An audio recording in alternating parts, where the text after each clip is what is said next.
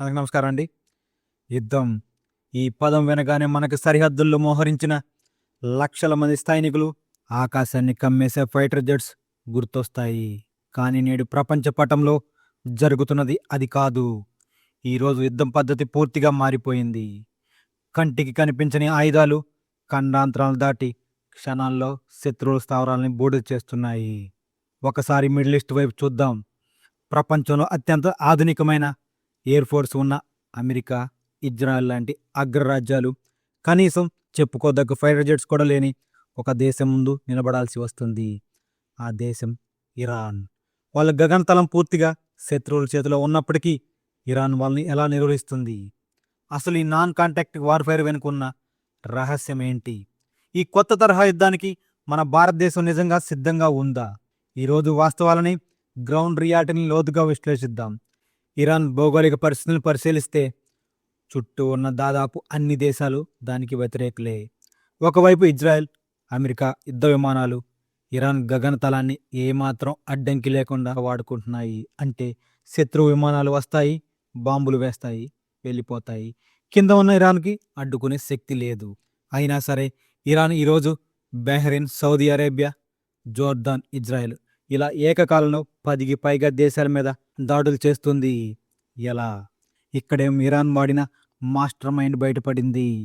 భూగర్భంలో దాగిన తమ స్థావరాల నుంచి వేలాది క్రమికాజే డ్రోన్స్, వీటినే సూసైడ్ డ్రోన్స్ కూడా అంటారు, క్రూయిజ్ షిప్లను ప్రయోగిస్తున్నారు. కేవలం కొన్ని లక్షల రూపాయల ఖర్చుతో తయారయ్యే ఈ డ్రోన్లు స్మరమ్స్ ముందు కోట్లాది రూపాయలు విలువ చేసే అత్యాధునిక ఎయిర్ డిఫెన్స్ సిస్టమ్స్ కూడా చేతులు ఎత్తేస్తున్నాయి. మరి ఈ డ్రోన్ల యుగంలో మన భారతదేశం స్థానం ఎక్కడ ఉంది?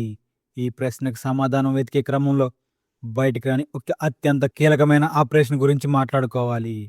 అదే ఆపరేషన్ సింధూర్. ఇందులో మన దేశ భూభాగం నుండి వందల కిలోమీటర్ల దూరంలో ఉన్న ఉగ్రవాద స్థావరాలని అత్యంత ఖచ్చితత్వంతో మన డ్రోన్లు, క్షిపణులు ధ్వంసం చేశాయి. ఎవరికి ఏమి అర్థం కాకముందే టార్గెట్స్ మొత్తం బూడిదైపోయాయి.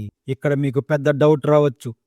గత వీడియోలో మన ఇండియా తయారు చేస్తున్న అత్యంత శక్తివంతమైన ఘాతక డ్రోన్ల గురించి చాలా గొప్పగా చెప్పారు కదా, మరి ఇప్పుడేంటి డ్రోన్ల తయారీలో మనం వెనుకబడ్డామని చెబుతున్నారు అని?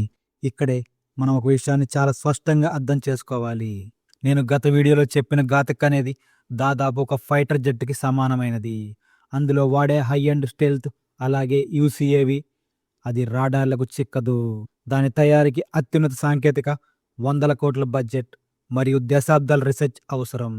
ఆ హై అండ్ టెక్నాలజీతో మన డిఆర్డిఓ అద్భుతంగా పనిచేస్తుంది, అందులో ఎలాంటి సందేహం లేదు.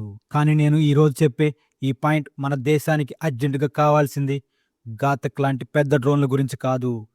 ఇరాన్ ఇజ్రాయెల్ యుద్ధంలో లేదా ఉక్రెయిన్లో వాడుతున్న చిన్న సైజు కమికాజే డ్రోన్ల గురించి, ఒక్కసారి వందల సంఖ్యలో గుంపులుగా ప్రయోగించే డ్రోన్ల గురించి. ఇక్కడ సమస్య మన టెక్నాలజీలో లేదు. ఇండియాలో ప్రాజెక్ట్ కేఏఎల్, శేష్నాగ్ 150 లాంటి అద్భుతమైన డ్రోన్ల ప్రాజెక్టులు ప్రైవేట్ స్టార్టప్ల దగ్గర సిద్ధంగా ఉన్నాయి. మన లోపం ఎక్కడ ఉందంటే మన సిస్టమ్ ఎప్పుడూ రియాక్టివ్గానే ఉంటుంది. అంటే ప్రమాదం ముంచుకొచ్చాక లేదా యుద్ధం వచ్చాక అప్పుడు మేల్కొంటాం. ఉదాహరణకు భారతీయ డ్రోన్ కంపెనీ నెలకు 20 డ్రోన్లు మాత్రమే తయారు చేస్తుంది అనుకుందాం. హఠాత్తుగా ఆర్మీకి రాత్రికి రాత్రే 5,000 డ్రోన్లు కావాలి అని ఆర్డర్ ఇస్తే ఎలా సాధ్యమవుతుంది? ముందుగానే ఫైల్స్ అప్రూవల్ చేసి ప్రైవేట్ కంపెనీల ద్వారా మాస్ ప్రొడక్షన్ చేయించే ఆ ప్రోయాక్టివ్ ఎకోసిస్టమ్ మన దగ్గర ఇంకా స్లోగానే ఉంది. బ్యూరోక్రసీ వల్ల ఫైల్స్ లేట్ అవుతున్నాయి. టెక్నాలజీలో మనం ఫాస్ట్, కానీ నిర్ణయాలు తీసుకోవడంలో మనం స్లో. అదే మనకున్న అసలు సమస్య. ఇక దీనంతటికీ ఒకటే పరిష్కారం, రాకెట్ ఫోర్స్. భారతీయ army chief general Upendra Dwivedi గారు ఇటీవలే స్పష్టంగా ఒక విషయం చెప్పారు.